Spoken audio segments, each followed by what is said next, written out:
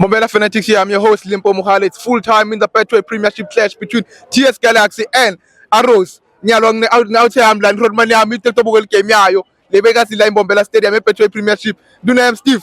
Game we won Jan. 1 minute 3 points. Una 2 goals Dunayam. Kulman road money Steve. Ang chabla kul duna kuna ba fana ba wina nga 2 goals. Ang wala beses kamgam vagma team nya last minutes the last 4 minutes.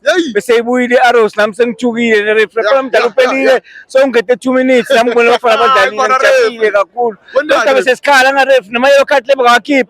Mas ba buat sin may lokat fana nga wani gi Arrows. Aga kun ko ni ga may lokat.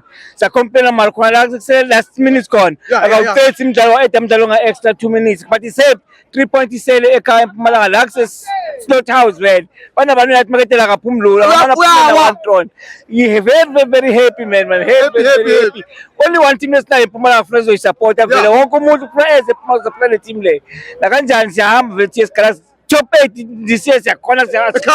Na kanjani chope diskon. Mphatho wami mangakubuta to game namuhla nathi kahle ndlala nophuthu namuhla benisabe khona kuthuka ukuthi batonika lempahla futhi labanika yona ngale Carling Black Label Cup. No, besingakulinzeli lokho kodwa into engijabulisa namhlanje is a preparation for next week for Kaizer Chiefs.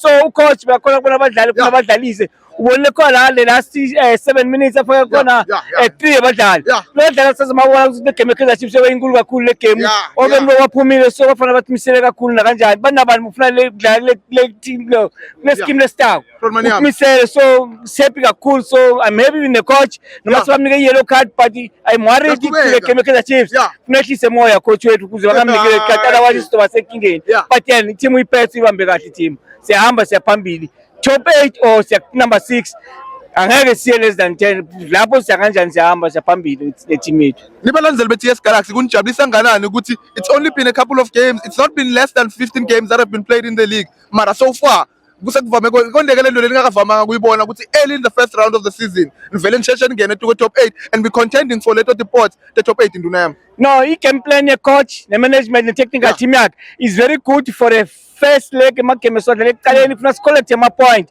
because second round is very difficult. Young team if not a point, but much man can plan good each and every game like I from about 3 points. Maybe away na be on the top, but I can make sure 3 points is that because second round of my team cool masek boy. Yes, only team if not win lapo so if like my question much money participate is very good to my to collect my point first game. Manyam Steve sibonga kakhulu isikhathi sakho Dunayam sithi halala 2 3 points akho kakhulu madoda sifuna ngokulandzela igame Kaizer Chiefs na kanjani sizobe sikhona silapha eMpumalanga namombela wonke umuntu akeze eMpumalanga azobona ukuthi kwenzekalani wonke umuntu wathi support iTS Galaxy lapha ekhaya ayikenye team ezosiza siyo sithembe yona la kathi siphume kuyiSunday noma semsebenzini sizobukela yona le team wonke umuntu angabuya azobukela le team manje sibonga. sibonga